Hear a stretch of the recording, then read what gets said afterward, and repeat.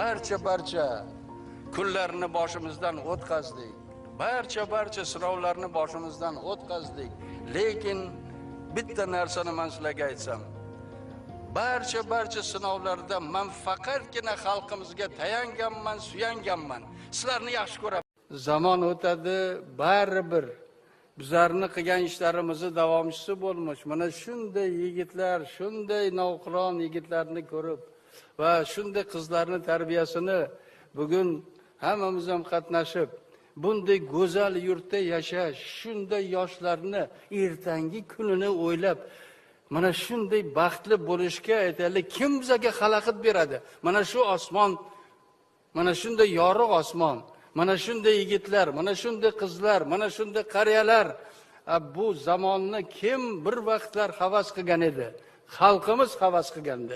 Va shunday havasga kim bizlarni yetkazayapti? Faqat yaratganimiz.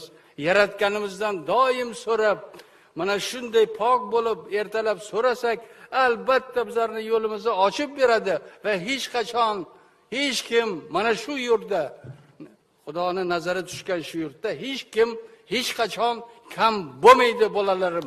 Eshitinglar shuni. Men hech narsadan qo'rqmayman. Nima deganda, hayotimizni shunday relsga qo'yamizki, u rels o'zi oldingi manzili bor. Bu manzil erkinlik, ozodlik va barqaror yashash. Nima uchun yoshlarimiz bizlarni ertangi kunimiz deymiz?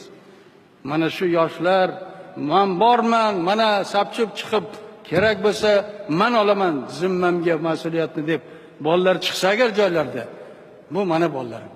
Agarki shunga qurbi yetmasa agar, men o'ylaymanki vaqt bekor ketyapti. Bolalarim, farzandlarim, sizlarga aytmoqchiman. Prezident sizlarga aytyapti. Sizlar meni suyanchim, tayanchim. Qo'rqmanglar, marrani katta qo'yinglar.